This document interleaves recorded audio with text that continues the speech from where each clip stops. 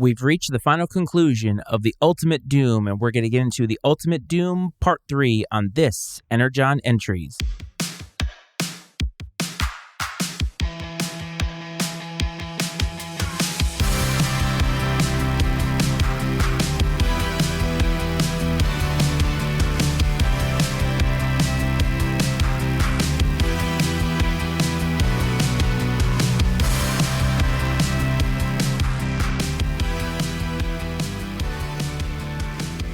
Welcome back to Energon Entries, everybody. As always, this is your host, Matt Freites. I hope that this finds you well. I want to thank you and welcome you back to the podcast, or just welcome you in general if this is your first time. And let's get into part 3 of The Ultimate Doom. This is episode 13 of season 1 of the Generation 1 Transformers cartoon.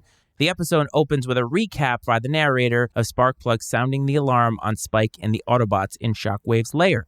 The Autobots escape with the Hypnochip and make it to Wheeljack's lab to analyze it. On Earth, Megatron and the Decepticons are building a hydroelectric generator to harness energy from the tidal waves that have been created by Cybertron's orbit. Secretly, Dr. Arkeville and Starscream make their own plans apart from Megatron. On surfboards, Optimus and a group of Autobots infiltrate the hydro generator, but are unable to prevent Megatron from leaving with the harvested Energon cubes. Starscream saves an abandoned Dr. Arkeville, and on Cybertron, Wheeljack creates a device that will disrupt the Hypnochips. The Autobots rescue Sparkplug using this new device and make it back to Earth with all of the Witwickies in tow. On the island, Megatron and Starscream are both trying to execute their own plans, Megatron using his slaves, and Starscream attempting to make Energon cubes using Dr. Arkeville's neural energy. The Autobots attempt to attack but are outnumbered. Skyfire and crew arrive from Cybertron, and Wheeljack is able to disable the Hypnochips with his new device. Despite this, Megatron is able to escape after another tidal wave disrupts the battle. As Megatron flies away, the Autobots realize they need to push Cybertron away from Earth. They do so by shooting at Megatron's shuttle and trigger an Energon cube explosion. This explosion works, and Cybertron is knocked out of Earth's orbit. The episode ends with Megatron in space among the shuttle's debris, vowing revenge. Of course, since this is a 3-parter, we start with a narrator recap, tidal waves and earthquakes in the wake of Cybertron's new orbit. Brawn and Bumblebee, the smallest Autobots, somehow take out 6 Decepticons at once. And Brawn, man, comes with the jokes, he comes with the puns. He may be one tough son of a bitch, but he is a funny son of a bitch, I'll tell you that. Skyfire and the Autobots to the rescue. Although only Skyfire seems to be the only one to have a weapon, doesn't really seem smart. This is one of those things the Autobots seem to do. They go unprepared most of the time into a battle, and we don't actually see them be as prepared as the Decepticons. The Decepticons always seem to have everything that they need. The Autobots are almost like, we'll see what happens when we get there. But Skyfire is ready to go. He is always ready. Shockwave in gun form as a weapon for the first time? I know we've seen him transformed, I think, in one of the first 3 episodes, or maybe even episode 4. I'm talking about transforming to use himself as a weapon against somebody else. I believe when we saw him transformed the only other time, it was on Cybertron when he was losing power. This time he transforms and tries to shoot the Autobot contingent that have infiltrated his lab. Never seen that before, I can definitely say that. There's a fun, high-speed Cybertronian chase. The Decepticons seem to have control of all the weapons and defensive systems on the planet. I would assume that the Decepticons have full control of Cybertron at this point, as the war has led them to this point. They have all the weapons, they have all the defense. It's amazing the Autobots can get anywhere without getting shot, but they do, and they get to Wheeljack's lab. We see his lab for the first time, and I have noticed a trend. Every single Autobot room seems to be like that orangey gold in color, and every Decepticon room is either purple or some type of gray. It's drab. That's the way the bases are. That's the way the labs and the different parts of Cybertron are. Not really sure how the Decepticons haven't gotten into Wheeljack's lab. I would assume he's got a code on it, but still, they're pretty smart. It's just funny that all of those rooms are gold, but it is, from a continuity perspective, cool. So the Autobots have to get to this new generator, and they do so by surfing, LOL. That seems to be something that they should fly to. If anybody has ever watched surfing competitions, you know the larger the wave, the more chaotic it is, and I don't see how the Autobots can do that. Like, there's just something funny about it. And the visual of them surfing, the visual of them riding these waves, it was very California, very cowabunga. I don't know. It just seems like a really bad plan. Where did they get them? Where did they even start? Because in order for you to be surfing, you have to have caught a wave in the first place. I don't know that they caught a wave. They didn't seem to be automated or self-propelled, so I don't understand how they're even working. But hey, this is the plan that they have chosen, and somehow on surfboards, they're outpacing this massive wave. Those are pretty amazing surfboards if you ask me. The continued slave commentary by the Decepticons is mildly disturbing, or at least uncomfortable in a way. I've talked about this the last 2 episodes. The use of the word slaves, whenever it comes up, I know that I feel a little bit of discomfort. But again, this is an 80s cartoon, and you have to think about it from that lens. I don't think that they're going to bleep anything out. There certainly is not any malcontent behind these words. It's just something that when I think about it through today's prism, it would make people uncomfortable, but in the 80s, it just was pretty commonplace, so it has been left in. Dr. Arkeville, even though he is misguided in what he wants from this plan, he wants to take over the Earth after Megatron is done, he sees the strife between Megatron and Starscream and realizes that it may need to be exploited. If Megatron can't be trusted, perhaps he can align himself with Starscream, who is always trying to take over.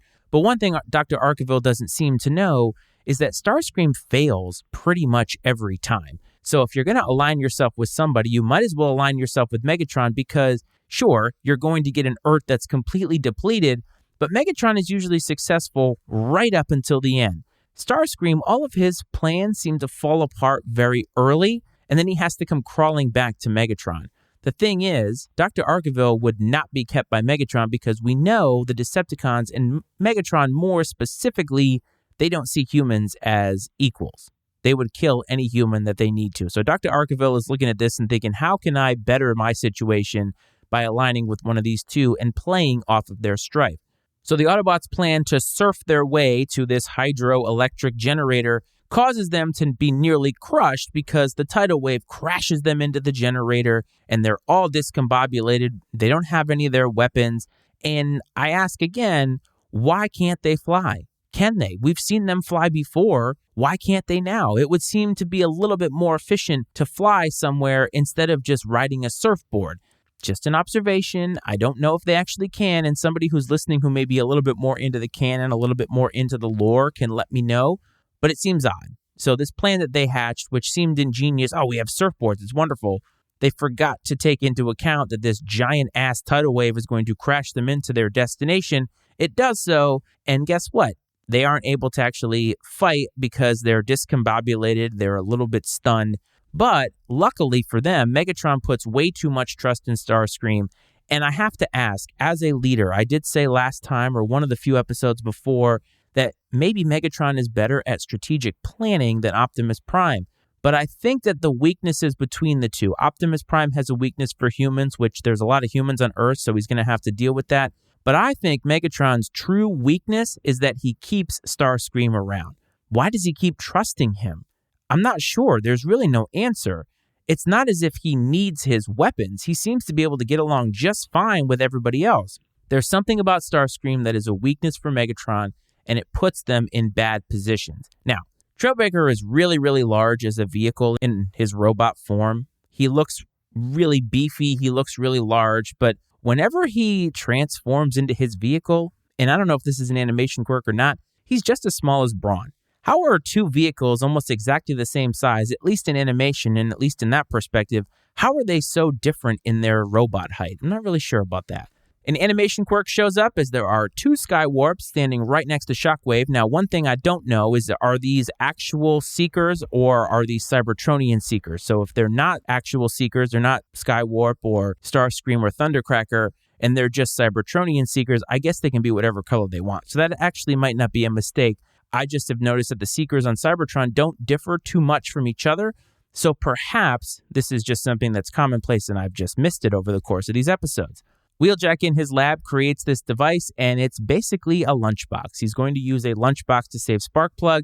Spike is celebrating this whole thing, and it's like, dude, they just invented this contraption. Maybe actually have it work before you celebrate, but they're witwickies, and Spike is always in trouble and always seems to be bailed out. So Shockwave is a custodian for Cybertron, and yet always has people getting into his base. He's kind of like the Decepticon version of Teletran 1. He might want to have a little bit of tighter security. And I also want to know that when we get back to Earth, how did the Autobots get to this island that the Decepticons landed on without flying? Their surfboards were crushed. How'd they get there? They can't drive there because there's water everywhere. So maybe they can fly, or this is just one of those weird continuity holes.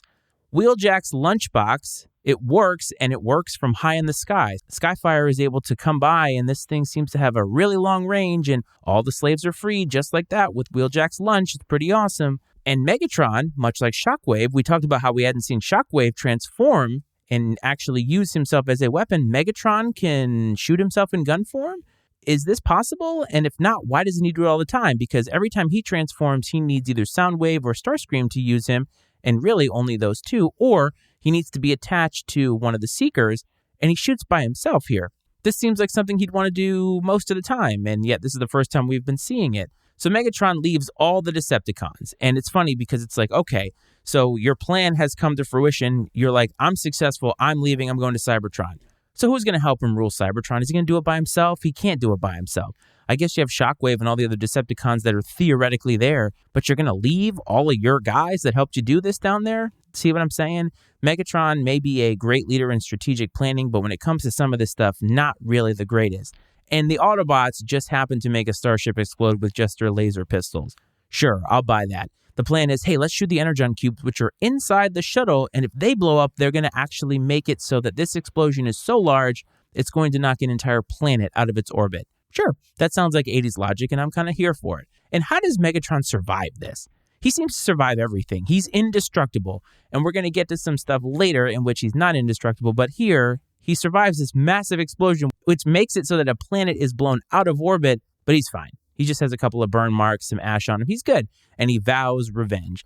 It was a good three-parter. Introduced some new concepts. Obviously, you saw where some of the Bayverse stuff came from. Some of the usual fare, animation quirks, voice quirks, puns, just all the typical stuff that you'd hear or see in an 80s cartoon. But I think as a three-parter, it got a lot done. In the end, though, it's the same thing. Whether it's one episode or three, Decepticons do stuff, things happen in the middle, Autobots save the day, no matter how it is that they get to that conclusion. And that's what you see here, so I enjoyed it. What did you think of this episode? What do you think of the show so far? I'd love to hear from you, mattyicemedia@gmail.com. But for the most part, the best way that you can support this is just continue listening, share when applicable, hit subscribe on whatever podcast app that you use, and just keep coming back for more. I hope that you enjoyed this episode. I hope this finds you well and safe, and I'll talk to you next time. This is Energon Entries.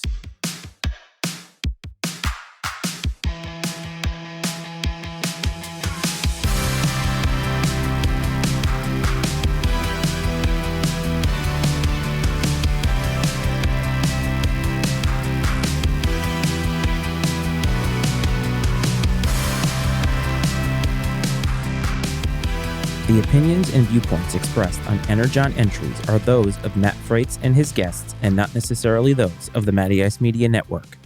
Energon Entries is exclusively owned by Matt Freitz and is brought to you by the Matty Ice Media Network.